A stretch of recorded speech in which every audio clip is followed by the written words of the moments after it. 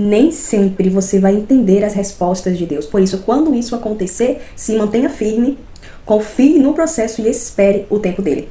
Quando Jesus estava purificando o templo, expulsando os vendedores, as mercadorias, ele disse: não façam da casa de meu pai casa de vendas. E os judeus, vendo aquilo, perguntaram: que sinal você nos dá para estar fazendo essas coisas? Em outras palavras, eles quiseram dizer: nos prove que essa atitude que você está tomando é correta aos olhos de Deus. E Jesus responde: derribarei esse templo e o levantarei em 3 dias. E eles respondem: em 46 anos foi edificado o templo e você vai levantar ele em 3 dias?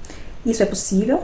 Para um Deus de milagre é possível. Só que não foi do templo de pedra que Jesus estava falando. Foi do seu corpo. Ele ressuscitaria em 3 dias. Só que eles não tinham entendido.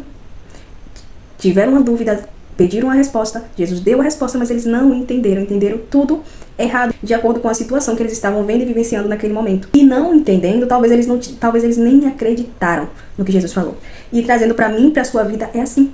Perguntamos a Jesus, como? Ou Deus, por quê? E ele nos responde, mas não entendemos. Mas muitas vezes só não entendemos agora. Só não vemos o como agora. No tempo certo é que vamos entender. E aqueles homens perguntaram, obteram resposta, mas duvidaram. Como um templo edificado em 40 e tantos anos o Senhor vai levantar em 3 dias? Impossível. Não tem como. Mas você, por acaso, esqueceu que Deus é um Deus de impossível? Esqueceu que transformou água em vinho, que multiplicou pão e peixe, que fez água brotar da rocha? Jesus estava falando do seu corpo. E aquele sinal que aqueles homens pediram, naquele dia, só aconteceu depois da crucificação. Depois de morto, em 3 dias ele levantou.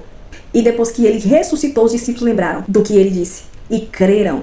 Por quê? Porque eles se lembraram da promessa que Jesus fez. Eles guardaram a palavra que Jesus lançou aquele dia. Mesmo sem entender no momento que eles estavam ouvindo. Mesmo sem ter lógica, sem saber como.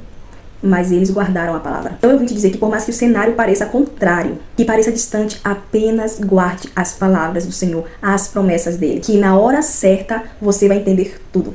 Porque Deus não é homem para que minta e nem filho do homem para que se arrependa. Deus é Deus. E tudo que ele faz é perfeito e agradável. Então não duvide, apenas creia.